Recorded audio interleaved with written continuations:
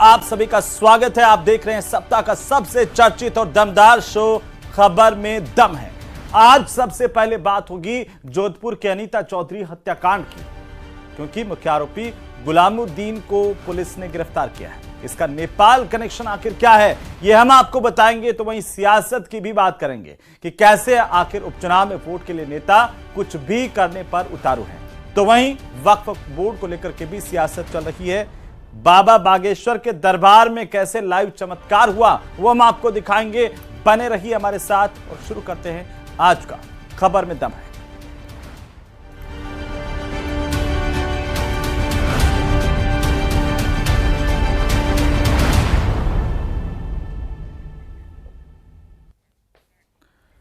तो चलिए आज खबर में दम है की शुरुआत करते हैं। सबसे पहले बात करते हैं उस हत्याकांड की जिसे सुनकर हर किसी की रूह कांप गई। जी हां, इस बार हम बात कर रहे हैं जोधपुर में हुए अनीता चौधरी हत्याकांड की। इस दिल दहला देने वाले केस में आखिर अब तक क्या क्या हुआ है, ये इस खास रिपोर्ट में देखिए।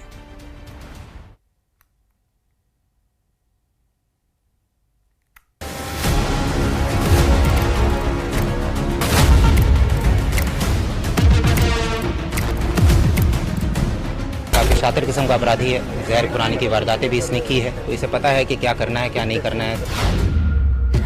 शिकंजे में अनीता का बेरहम हत्यारा, हत्या का राज उगलेगा खूनी गुलामुद्दीन, गिरफ्त में बेगम बादशाह और कितने गुनहगार।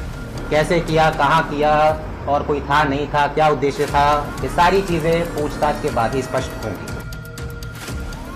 अनीता चौधरी हत्याकांड के 8 दिन बाद मुख्य आरोपी गुलामुद्दीन को मुंबई से पकड़ लिया गया। शुक्रवार रात पुलिस उसे जोधपुर लेकर आई। हत्यारा गुलामुद्दीन नेपाल भागने के फिराक में था। डीसीपी राजेश्वरी राज ने बताया कि हत्याकांड के बाद से पुलिस गुलामुद्दीन का पीछा कर रही थी। गुलामुद्दीन काफी शातिर अपराधी है। उसके खिलाफ पहले से जहर खुरानी सहित कई आपराधिक मामले दर्ज हैं। ऐसे में वह काफी शातिर तरीके से बचने की कोशिश कर रहा था।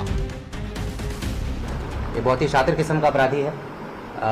ये यहाँ से पहले गुजरात गया, वहाँ से फिर महाराष्ट्र गया। निरंतर हमारी टीम इसके पीछे लगी हुई थी और पिछले 8 दिनों के अथक प्रयास के बाद मैं कह सकता हूँ कि दिन रात एक करने के बाद जो यहाँ भी हमारी टीम थी, जो टेक्निकल टीम थी, साइबर सेल की टीम थी, उन लोगों ने भी दिन रात प्रयास किया और जो हमारी फील्ड में जो टीम थी उन लोगों ने भी दिन रात प्रयास किया। और इस अथक प्रयास के बाद फाइनली हम जो मुख्य आरोपी है इसको हमने दस्तयाब कर लिया है। अब इससे पूछताछ किया जाएगा और किस तरीके से घटना हुई, क्या हुआ, ये सारी चीज़ों का खुलासा अगले कुछ।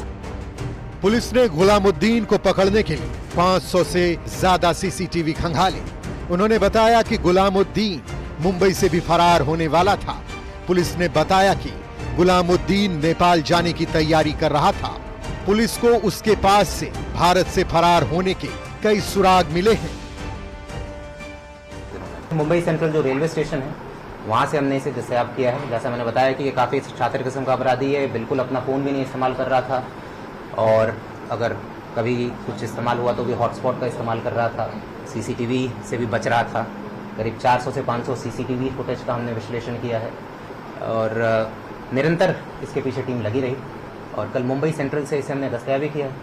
इसका आगे का प्लान था, ये आगे भागने की फिराक में था, इनफैक्ट भारत के भी बाहर भागने की फिराक में था ये, पर हमारी टीम ने बिल्कुल समय पर पहुंचकर इसे दस्तयाब। डीसीपी ने बताया कि अनीता मर्डर केस की जांच एडीसीपी लेवल के अधिकारी करेंगे। मामले में हत्याकांड और शव मिलने के बाद से कई तरह की बात सामने आ रही है। इधर गुलामुद्दीन के पकड़ में आने के बाद पुलिस ने एक बार फिर से कई लोगों को हिरासत में ले लिया है। 30 अक्टूबर को अनीता का शव मिलने के बाद ही गुलामुद्दीन फरार था। गुलामुद्दीन जानता था कि अगर वो मोबाइल फोन का इस्तेमाल करेगा तो पकड़ा जाएगा। एक जगह ठहरना भी उसके लिए ठीक नहीं था। पुलिस की माने तो हत्या की वारदात के बाद वो पहले गुजरात गया, उसके बाद महाराष्ट्र पहुंचा। लेकिन रात और दिन एक करने वाली जोधपुर पुलिस की 20 जवानों की टीम ने उसे आखिरकार खोज ही निकाला। अनीता की हत्या के बाद से पुलिस के सामने कई सवाल चुनौती बने हुए हैं। सबसे बड़ा सवाल अनीता के पति मनमोहन और उसकी सहेली सुमन उर्फ सुनीता की कॉल रिकॉर्डिंग बना हुआ है। आरोपी गुलामुद्दीन शातिर है, उसको पकड़ने के लिए पुलिस को कड़ी मेहनत करनी पड़ी। जोधपुर के आसपास के इलाकों के अलावा गुजरात में भी टीमें भेजी गई। गुलामुद्दीन मोबाइल का इस्तेमाल नहीं कर रहा था। ऐसे में पुलिस ने कई टेक्निकल टूल का इस्तेमाल किया। 500 से ज्यादा सीसीटीवी कैमरे खंगाले गए। इसके अलावा सभी होटल्स के फुटेज चेक किए गए। बस स्टैंड और टैक्सी स्टैंड पर पूछताछ की गई। पूरी टीम ने पूरी शिद्दत के साथ, टीम के एक एक मेंबर ने, एक एक अधिकारी ने पूरी शिद्दत के साथ काम किया। विदाउट फेस्टिवल को देखते हुए, विदाउट अपने फैमिली की चिंता करते हुए, जितने भी मैनुअल एफर्ट्स कर सकते थे, जितने भी प्रयास कर सकते थे, सबने पूरे प्रयास किए।